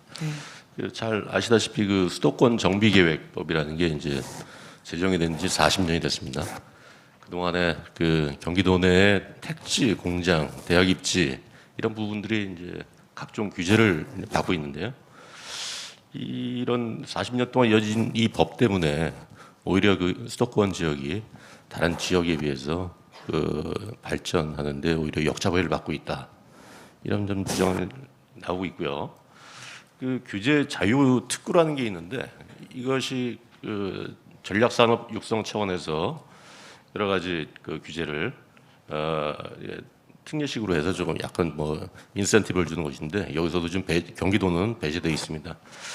이런 역차별이 있다는 주장에 대해서 어떻게 좀 동의하시는지 아니면 어떤 뭐 다른 보관이 갖고 계신지 또 반면에 그 수도권과 다른 지역의 그 지방 그 균형 발전을 위해서 이 수도권 정비 계획법이 그래도 유지되거나 존치되어야 된다는 주장, 상반된 주장도 있거든요. 이 부분에 대해서는 어떻게 생각하시는지 의견 좀 부탁드립니다. 수도권 정비계획법이 40년이 넘었죠. 40년째 경기도민 분들은 서글픕니다. 특히 이제 북도에 계신 분들은 더합니다. 아주 과한 표현을 빌자면 문고리 하나 고치고 지붕 하나 넓히는데 임금 부대 눈치를 봐야 됩니다. 그래서 아무것도 할 수가 없었습니다. 저는 그런 면에서 이번에 규제를 풀 때 상대당에서는 이걸 법으로 고쳐야 되기 때문에 난망이라고 얘기하시는데 그렇지 않습니다. 지금 수도권 정비계획법상에서도 저희가 시행령을 통해서 정비계획법에 적용을 받는 지역을 합리적으로 조정할 수가 있습니다. 8당 상수구역 특대법이라는 게 있습니다. 특대구역이라는 게 있습니다. 특별대책구역이라고 해서 워낙 경기도 분들이 맑은 물을 상수원으로서 서울에 흘려보내느냐고 삶에 있어서의 상당히 많은 제약을 받고 살고 있습니다. 이 또한 환경부의 고시를 통해서도 이뤄낼 수가 있습니다. 가장 많은 북도 주민분들이 고통스러워하는 이 군사보호시설, 구역 부분에 대해서도 국토부하고 협의해서 충분히 주민분들이 이 안에서 삶의 개선을 꾀할 수 있는 여지가 있음에도 불구하고 이루어지지 않았습니다. 저는 그것은 법의 문제가 아니라 그 법에 이해관계가 걸렸던 의회 당사자분들이 더 큰 문제였다 생각을 합니다. 그래서 저는 저희가 할 수 있는 가장 작은 것부터 차곡차곡 해나가겠다. 시행령이나 시행규칙 등을 통해서 주민분들이 과도하게 규제를 받아서 삶이 피폐해지는 일이 없도록 하겠다라고 말씀드리고 있고요. 워낙 북도분들은 국가 안보를 위해서 희생을 너무 많이 했기 때문에 각별하게 저희가 더 보상을 챙겨야 된다고 생각합니다. 나머지 규제를 받는 남도 분들도 마찬가지고요. 또 하나는 LG 필립스를 보시면 그 공장이 어떻게 그렇게 들어갔지? 궁금해하실 겁니다. 많은 도지사 분들이 그래서 여권 도지사가 필요하다는 것 또한 제가 알기로는 임창열 지사가 당시에 김대중 대통령에게 이 정도의 앵커 기업을 데려오지 않으면 절대 파주가 나아질 수 없다는 얘기를 해서 대통령의 결단 아래 LG 필립스 공장이 들어왔습니다. 그게 그 시행 영상에 별표 하나를 바꿔서 됐거든요. 별표 하나에 유리 기판 또 됨을 집어넣습니다.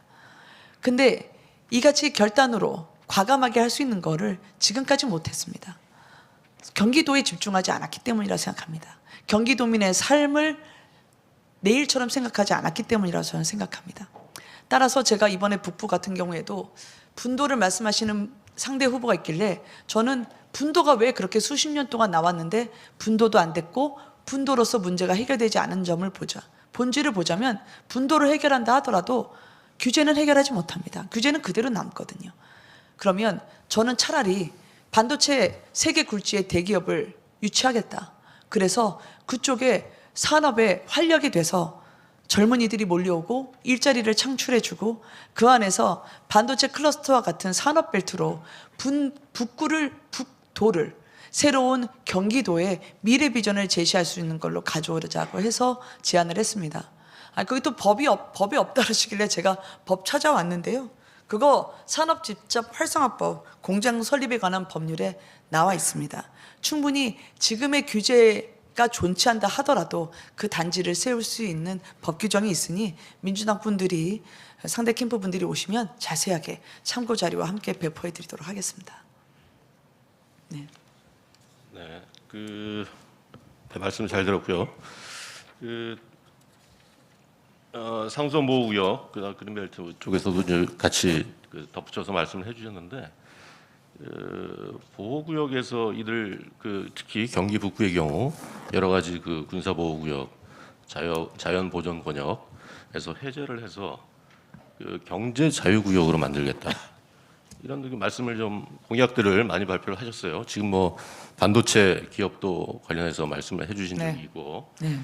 해외 기업들의 투자를 뭐 유치를 하겠다 뭐 이런 말씀을 하신 것 같은데 이게 사실 뭐 그동안 여러 선거 때마다 경기지사 선거에 나오셨던 후보님들이 다 이제 경기 북부에 대해서는 이런 말씀들을 많이 해오셨군요. 이게 새로운 얘기는 아니고 그럼에도 불구하고 현실적으로 봤을 때 그동안 제대로 좀 이행되지 않은 측면이 좀 없지 않아 있습니다. 우리 김 후보님은 이걸 현실적으로 어떻게 구체적으로 이행하실 좀 보관이 있으신지 로드맵이 있으신지 좀 설명 좀 부탁드립니다. 네. 아마 이제 양수대교 이야기를 많이 들으셨을 것 같아서 단적으로 그 표현으로 제 답변을 시작해 볼까 합니다. 한쪽에는 남양주 조합면이 있고 한쪽에는 양평이 있습니다. 남양주 조합면은 상수원 보호구역에 들어갑니다. 그런데 바로 지척에 있는 양평은 보호구역이 아닙니다. 그러다 보니까 조합면에는 이발소 하나, 미용실 하나, 짜장면집 하나 들어가지를 못합니다. 그냥 그대로 사셔야 되는 거죠. 그런데 양평은 상수원 보호구역이 아니기 때문에 아파트가 있습니다. 이같이 다리 하나를 두고 이 나라가 80년대와 2021세기로 나뉘어져 있습니다. 제가 물어봤어요. 아니 왜 이렇게 다리 하나를 들고 차이가 나죠? 그랬더니 그 당시에 팔당상수원, 특대구역, 그리고 개발제한구역, 그리고 상수원보호구역 하면서 비슷하게 줄을 그었다는 겁니다. 여기가 거기지, 거기가 여기지 하면서. 전형적인 관료주의라고 생각합니다. 전형적인 탁상 행정에 수십 년째 우리 경기 도민분들이 고통받은 겁니다. 저는 그래서 현장을 중요시하는 사람이 필요하다고 얘기하는 건 줄 긋고 서류에 숫자 채워놓으면 나머지 부하 직원분들은 그 숫자 채워놓냐고 온갖 사람 갖다다가 그거 끼워 맞추느냐고 세월 다 보냅니다. 현장의 어려움은 그냥 방치되는 거죠. 저는 그래서 상수원 보호구역 같은 경우에도 사실은 환경 중요합니다. 그래서 저는 청정한 상수원으로서의 역할을 제대로 할 수 있다면 나머지는 주민분들에게 직접 보상이 돼야 된다고 생각합니다. 직접 보상이란 이런 상수원 보호구역의 그런 규제를 환경부가 아닌 저희 경기도가 목소리를 더 높이 가지고 저희가 자율적으로 추진을 하면서 주민분들이 원하는 보상에 맞춰야 된다는 거죠. 예를 들면 몇십 년 전의 일이긴 합니다만 남양주 조안면 이런 곳에 가보면 그 집에 텔레비전이 7개, 8개 있던 분이 많습니다. 왜냐하면 주민분들에게 보상한다고 하면서 주민들의 의견을 듣고 보상한 게 아니라 현물로 그냥 처리를 했거든요. 더 필요 없는 텔레비전만 쌓여있던 겁니다. 먼지만 가득한 채. 따라서 현금 보상을 원하시는 분들에 대한 주민분들의 의견 수렴이 필요하다고 생각하고요. 기업 투자 유치가 왜 안 됐냐? 사실은 투자 유치를 하려면 상대적으로 들어오려고 하는 혹은 들어올까 고민하는 기업에게 들어올 수 있는 유인, 즉 인센티브를 제공해 줘야 됩니다. 그 인센티브는 경제 특구에서 얘기하는 적정한 세제 감면 그 정도로는 안 됩니다. 훨씬 더 과감한 인센티브는 새 정부와 정부 부처만이 해줄 수 있습니다. 저는 그런 면에서 이번에 반도체 공장을 유치하겠다는 것도 그 같은 인센티브와 함께 제가 지사로 당선된 이후에 구체적인 부분을 말씀드리고자 합니다. 네. 네, 반도체 부분 말씀해 주셨고요. 네. 또 덧붙여서 그렇다면은 반도체 얘기를 한번 좀 더 이어가 볼까 합니다. 지금 반도체 기업들이 인력난에 많이 시달리고 있습니다. 그 가장 큰 이유는 인력 양성을 확대할 방법이 지금 막혀 있기 때문인데요. 반도체 업체들이 작년에 수도권 대학에 반도체 관련 학과 정원 증대를 요구를 했는데 이게 이루어지지 못했죠. 이게 수도권 대학의 경우에 인구 집중 유발 시설로 분류돼서 예외 적용이 불가능하다는 논리에서였습니다. 이에 대해서 우리 김 후보님은 어떤 생각을 갖고 계신지 궁금하고요.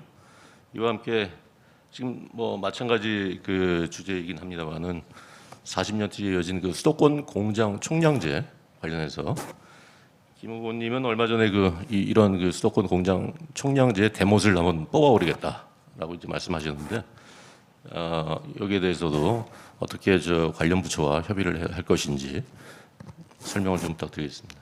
네.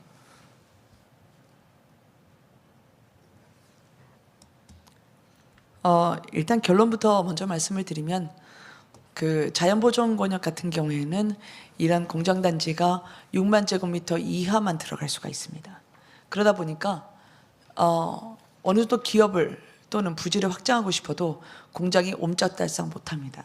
따라서 저는 이 부분은 시행령을 고쳐서 적어도 30만 제곱미터 혹은 50만 제곱미터 이상까지도 공장 단지가 들어올 수 있도록 개정을 함께 정부 부처와 추진을 하고자 합니다. 대학도 마찬가지입니다. 지금 자연보존 권역 같은 경우에는 대학이 신규로 들어오기가 힘듭니다. 허용이 되는 건 하나 있습니다. 50인 이하 대학원 정도는 가능합니다. 그럼 이거는 많은 도민분들이 받고 싶어하는 교육의 질은 아닙니다. 교육의 대상이라고 하기도 너무 좁고요. 그래서 새로운 대학이 들어오지 못하고 또 새로운 공장이 들어오지 못하게 하니까 경기 북도에 계신 분들, 자연보존 구역에 계신 분들이 더 힘들었던 거죠. 시행령상으로 제가 정부의 의지를 갖고 추진할 수 있는 부분을 말씀드리고요. 그리고 대학 같은 경우에는 사실 기업에서는 인력이 필요로 할 때 삼성 같은 경우에도 그렇게 합니다만 인근 대학에 반도체의 앞으로의 업무에 필요한 인력을 양성할 수 있도록 특별한 관련 학과를 요청드리고 거기서 학과를 이수한 학생에 대해서 삼성전자에 다시 채용을 하는 그런 선순환 구조가 있는 것으로 알고 있습니다. 저 또한 대학 유치는 절실하다고 생각합니다. 그래서 이 부분 또한 우리 기업에 필요한 인재를 양성할 수 있고 또 한 번 일자리 창출로도 이어질 수 있는 대학 유치에도 저는 적극적으로 나서고자 합니다. 네, 이어서 경기 남부 북부 문제를 좀 언급을 안 할 수가 없는데요. 네. 북부 지역은 남부 지역하고 완전히 좀 달라서 생활권이나 경제권, 행정권 여기 좀 분리가 돼 있고 사실 그래서 분도를 주장하는 분들이 상당히 많습니다. 네. 며칠 전에 민주당의 김동연 후보가 경기 북부 특별자치도를 만들겠다고 네. 말씀을 했고 우리 김 후보님은 이제 분도보다는 인프라 확충, 기업 도시 유치 이런 식으로 좀 말씀하셨어요. 근데 김동연 후보가 그렇다면 올해 안에 분도에 대해서 주민 투표를 한번 해보자. 이렇게 좀 얘기를 했는데 혹시 우리 김은혜 후보께서도 주민 투표를 한번 해보실 생각은 있으신지. 또 하나 그 공공기관들이 이 경기 남부에 15개가 있었는데 전임 그 이재명 지사가 특별한 뭐 희생에 대한 특별한 보상 차원이라고 언급을 하면서 북부로 이전을 하고 있습니다. 일부는 이전이 완료가 됐고 이 부분에 대해서도 일부에서는 너무 좀 억지로 이전하는 거 아니냐라는 뭐 반발도 좀 있는 걸로 알고 있는데 어떻게 당선이 혹시 되셔서 그렇다면은 이 공공기관 이전을 계속 그대로 추진을 하실 것인지 아니면 원위치하실 것인지 그 부분에 대해서도 좀 말씀해 주십시오. 예, 국민투표 좋은데요. 네. 국민투표, 주민투표죠. 주민투표. 네네. 주민투표 좋은데 주민투표를 해야 하는 행정 비용과 주민분들의 노고를 애써 그거를 드리려 하기 전에 그냥 규제부터 먼저 풀어주셨으면 좋겠거든요. 이 분도가 왜 나오게 됐는지에 대한 원인을 분석하자면 주민분들의 삶입니다. 그 삶의 고충이 너무 커서 그러니까 본질적인 문제에 함께 손을 맞잡고 해주셨으면 좋겠다. 또 충분히 그렇게 해주실 수 있는 분이라 믿고 싶습니다. 그리고 공공기관 이전과 관련해서는 어려운 문제긴 한데 사실 경기 도내의 기회 격차를 줄이고 경기 도내의 균형 발전을 위해서는 불가피합니다. 저는 이전이 돼야 된다고 생각하고요. 다만 이전 과정에서 그 안에 종사자분들, 공직자분들로부터 충분한 의견 수렴을 하지는 않았습니다. 이거를 밀어붙이기로 일관하다 보니까 그분들이 당연히 삶의 불편과 관계없이 이렇게 쫓기듯이 내몰리는 데 대한 아쉬움이 있을 수 있습니다. 제가 당선이 되고 나서 그분들과 허심탄회하게 얘기하면서 보완할 방법이 어디 있는지를 한번 여쭤보도록 하겠습니다. 그렇지만 남도와 북도 간의 격차를 줄이기 위한 그런 공공기관 이전은 원칙적으로는 갈 수밖에 없다라고 말씀드립니다. 네, 1라운드 질문을 일단 이것으로 마치고 우리 네. 김은혜 후보 잠시 숨 돌릴 기회를 좀 물좀 드시고 그래서 뭐 제가 하나 뭐 보충 질문은 아니고 네. 그냥 다른 질문 하나 드려볼까 합니다. 어느 방송에서 김은혜 후보가 인터뷰할 때 이런 말씀을 하신 적이 있습니다. 폭탄이 떨어지면 일반인은 도망가지만 기자는 폭탄이 떨어진 곳으로 뛰어간다. 이런 말씀 기억나십니까 혹시? 네. 네. 실제로 뭐 기자 생활 중에 대단한 민한 기자였고 또 MBC의 대표 앵커로 활약을 많이 하셨습니다. 근데 뭐 한국 언론이 가장 많이 비판하는 분야 중에 하나가 정치 분야입니다. 또 정치인이기도 합니다. 그래서 언론인 중심으로 지금 성공적인 정치인의 궤적을 걸어가고 계신데 언론인 중심 정치인으로서 정치인에 대한 변명을 좀 해보신다면 이거 해보니까 이해가 되는 부분이 있다든지 그런 게 있으면 한 말씀해 주실까요? 쉬는 시간 주신다고 하신다더니 제일 어려운 질문을 주세요. 아니 저는 좀 변명할 게 있으려고. 사실 질문을 던지는 위치에 있다가 질문을 받는 위치에 있다는 것이 쉬운 일은 아닙니다. 제가 기자 생활을 하다가 그 뒤에 청와대에서 비서관을 하고 또 기자들의 질문을 받을 수밖에 없는 이제 기업에서의 임원 역할을 하면서 너무 많은 질문에 제가 제대로 답변을 못하거나 기자님들이 워낙 맹렬하게 취재하시잖아요. 그때 제가 인터뷰를 받는 사람 입장에서는 제가 확실히 업보가 있구나. 전생에 분명히 뭔가 좋지 않은 일을 많이 저질렀다. 그렇게 생각을 했었거든요. 근데 사실은 저는 언론인이나 정치인이나 저는 그 일에 큰 차이가 있다고 생각하지는 않습니다. 정치인도 사실 현장에 괴리되는 순간 그 생명이 단축될 것입니다. 기자도 마찬가지입니다. 제가 예전에 9.11 테러가 벌어졌을 때 그때 탄저균이라고 하는 한 번 호흡으로 90% 이상의 사망률을 보였던 탄저균이 뿌려졌던 미국 의회에 들어가서 취재한 적이 있었는데요. 그때 지금과 같은 그런 엄밀한 방역 이전에 제가 현장에 먼저 간 거라 제가 무의식 중에 들이마신 탄저균이 있을 수도 있었고, 왜냐하면 냄새도 보이지도 않으니까요. 소리는 더더욱 없고 향도 없고, 일주일 뒤면 증상이 나타난다고 시작하면 겁도 났는데 현장이 제일 중요하다고 해서 취재는 했습니다. 근데 일주일 뒤에 진짜 제가 기침을 하더라고요. 감기 증상, 탄저균과 워낙 잘 아시잖아요. 비슷한 증상이 나타나서 사실 겁도 나기도 했습니다. 물론 제 선배님들이 저한테 만약에 유명을 달리하게 되면 진실을 위해서 몸소 뛰어든 민환 기자라고 추도사를 읽어주겠다고 해서 직구준 선배들한테 제가 원망도 했습니다만, 결국 유사 감기 증상으로 판명되기도 했어도 그 현장을 제가 발견하고 눈으로 확인한 그 보람이 더 많은 국민들에게 스스로를 보호할 수 있는 그런 가이드라인을 제공했다고 생각하고요. 정치도 마찬가지라고 생각합니다. 제가 국회의원으로 있을 때도 그렇고요. 현장의 주민분들의 목소리를 듣지 않으면 답이 나올 수가 없습니다. 관료처럼 서류 적어도 몇 자 책상 물림해서 글자 끄덕이다가 그걸로 주민 삶이 나아질 거라 생각한다면 굉장히 큰 낭패라고 생각을 합니다. 그래서 여러 주민분들의 큰 목소리를 내시기 전에 마음속에 있는 목소리를 읽어내는 게, 그게 저의 정치인으로서의 소명이라고 생각하고, 그 진심을 알아주신다면 제 기자 때의 초심과 같은 그런 진심이 연장되는 선일 거라고 스스로 자부하고 싶습니다. 아주 잘 활용하신 것 같습니다. 이 시간. 아니에요. 정치인으로 자부심 내지는 또 의무감 말씀하셨는데, 그런 의미에서 정치 질문을 좀 더 할까 합니다. 네, 그러셔요. 2라운드 저는 시작을. 정책에 자신이 있는데. 아, 그래요? 2라운드를 시작하겠습니다. 네. 시간이 많이 흘러서 저는 두 가지만 짧게 여쭤보겠습니다.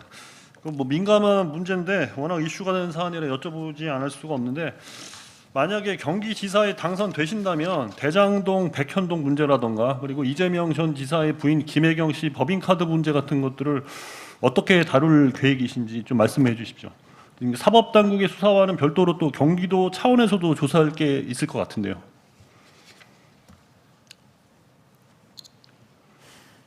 사실은 혁신이 없이 성장이 있을 수는 없죠.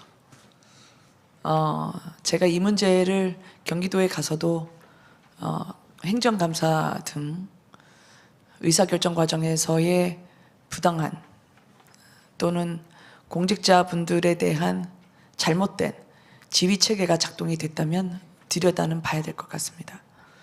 뭐 감사 혹은 특별감사가 있을 수 있겠죠. 그것은 경기도민들에게 가야 할 권리가 박탈당했기 때문입니다.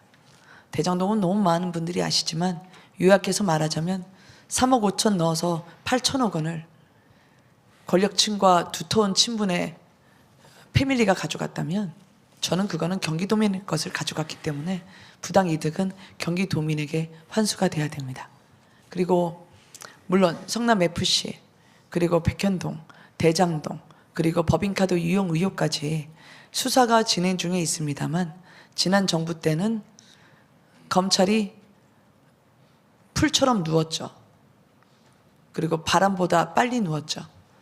이 부분에 대한 검찰과 경찰의 수사가 제대로 이루어진다면 저는 경기도민분들께서 억울해했던 부당이득이 어디로 갔는지 제대로 알 수 있는 공정과 상식의 길이 열릴 거라 생각합니다.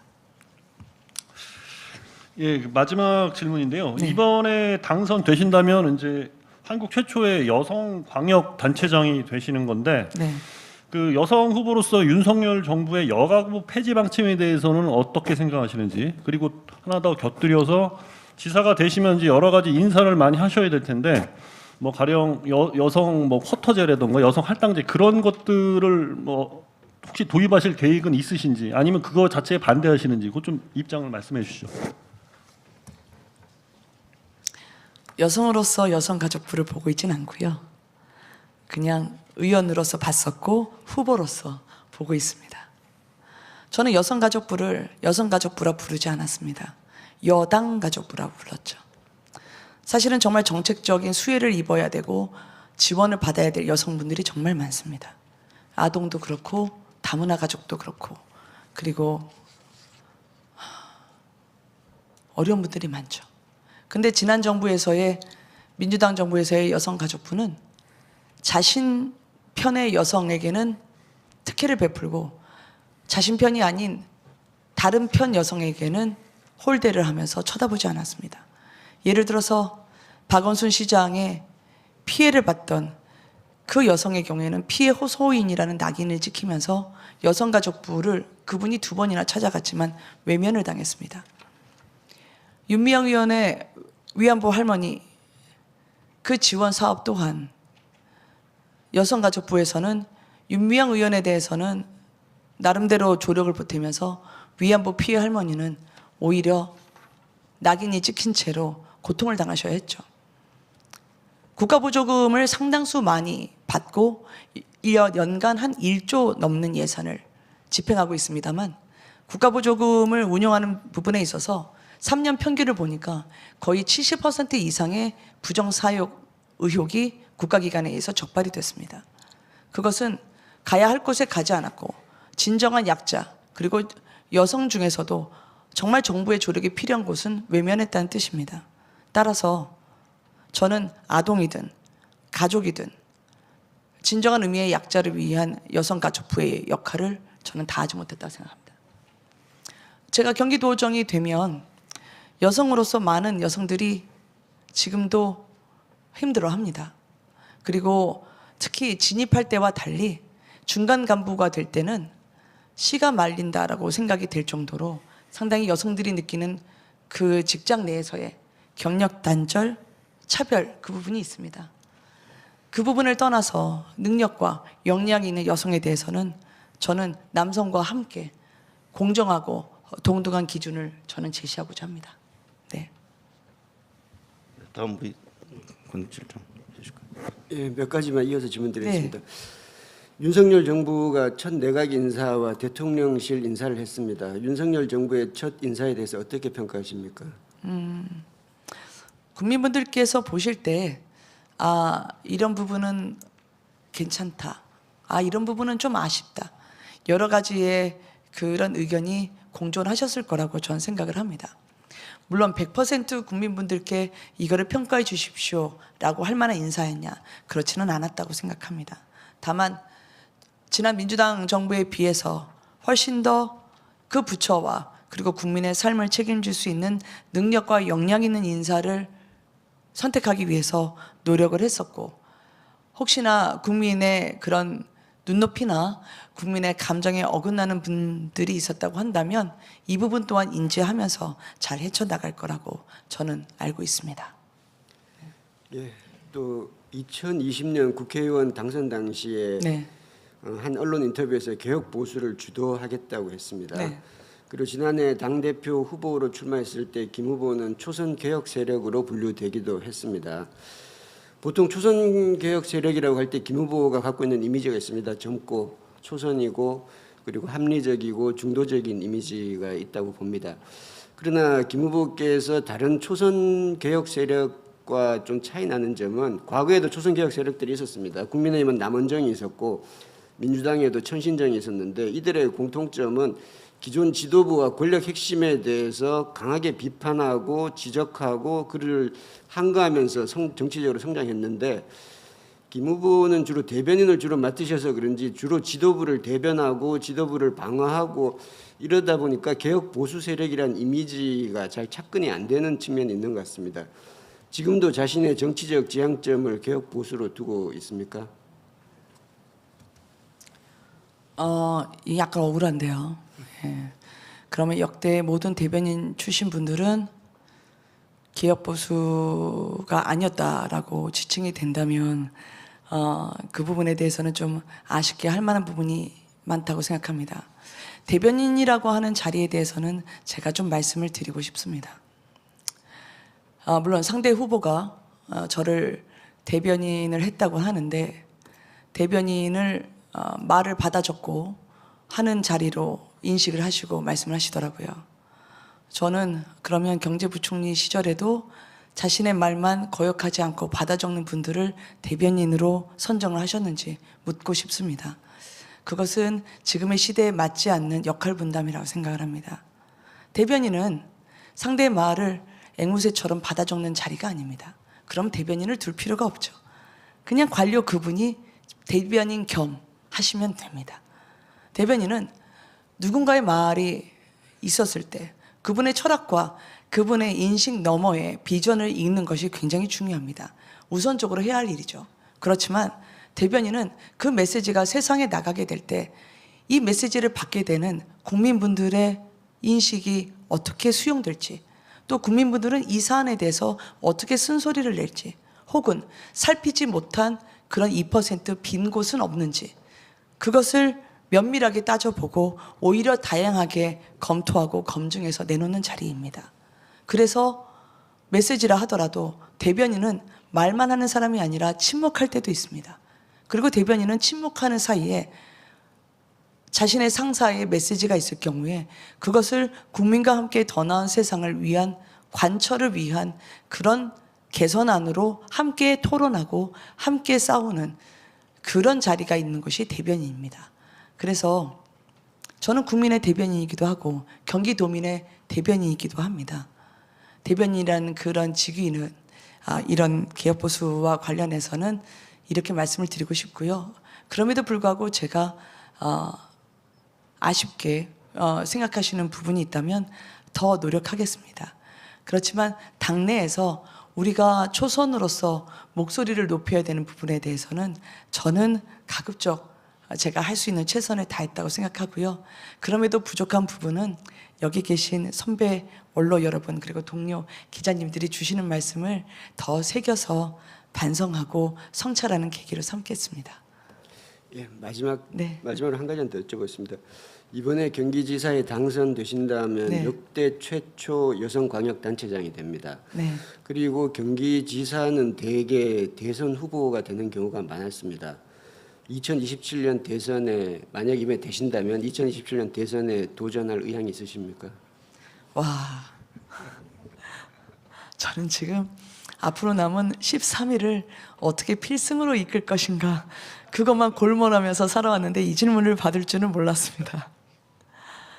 저는 일단 경기도민에 전념하는 지사일 것이고, 그리고 그 지사로서 기억에 남고 싶습니다. 그리고 정치적 재기를 위해서 경기도를 구름판이나 발판으로 삼지 않겠습니다. 수단이 아닌 목적으로 경기도민을 모시려고 하고요. 저는 71년생입니다. 경기도는 지금 젊고 역동적인 변화를 필요로 한다고 생각합니다. 그런 면에서 젊고 힘 있는 역동적인 도지사가 정부를 설득해서 힘 있는 정책 대안을 가져올 때 저는 그것으로 더 이상의 바랄 게 없을 정도로 승리를 갈망합니다. 부탁드립니다. 혹시 장점 하실? 예. 돌고 돌아서 다시 부동산입니다. 일기 신도시를 한 10만 가구 더 짓겠다고 이런 계획이시죠? 10만 가구 추가 공급하겠다. 네, 10만 가구는 이제 그 윤석열 대통령 새 정부의 공약이고요. 예. 저는 이제 일기 신도시에서는 제가 이제 원가 주택까지 예. 3만 호를 이야기했고, 예. 전체 청년과 그리고 그 주택을 보유하시지 못한 분들 신혼부부까지 포함해서 25만 호 정도의 원가 주택 그리고 임대 주택을 짓겠다라고 말씀드린 바 있습니다. 그리고 이제 일산 분당 이런데 결국 이제 용적률인데요. 네네. 용적률 얼마까지 허용해 주냐. 보면 현재 분당이 184%, 일산이 169% 이렇습니다.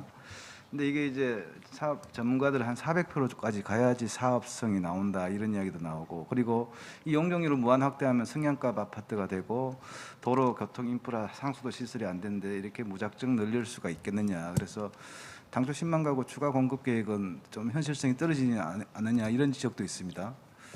어떻게 보시는지요?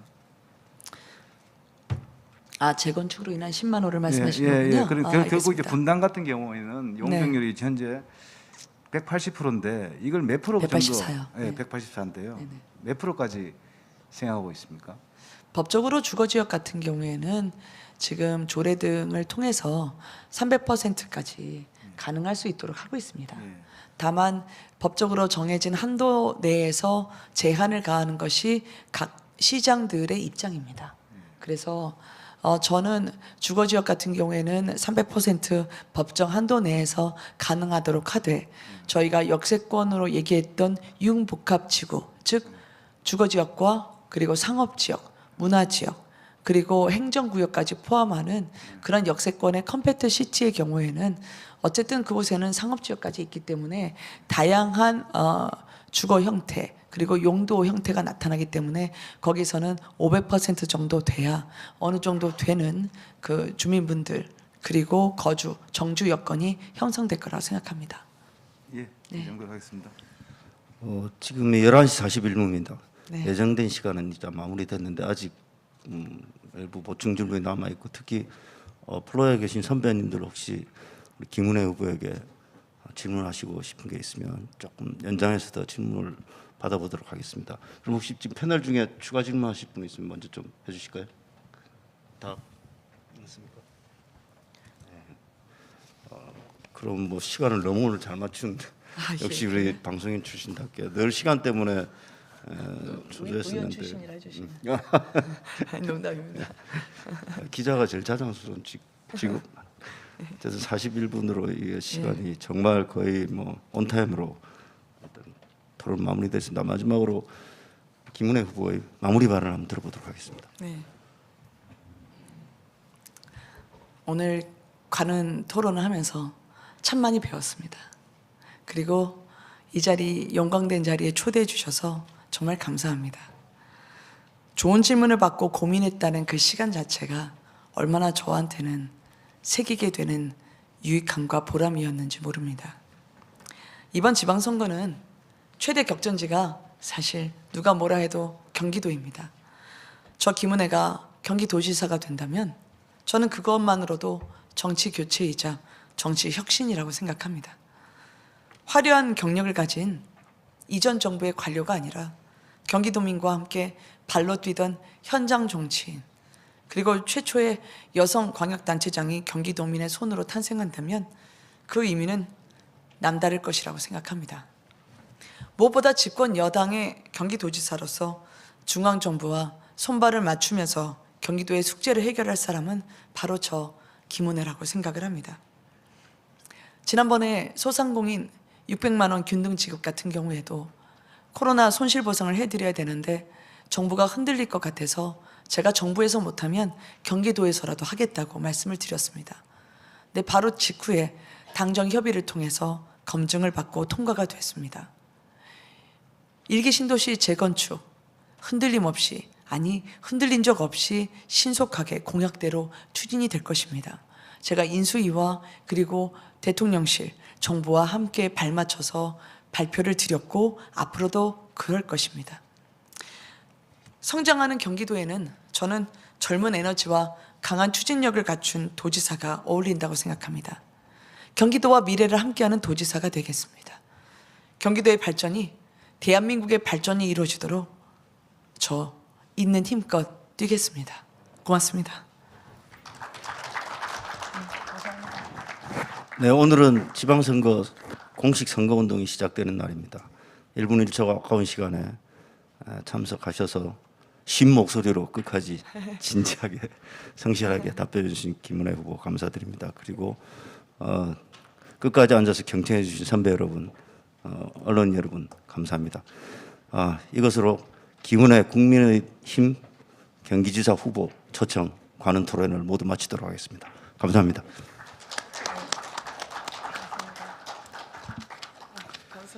네, 고생하셨습니다. 100분이 넘도록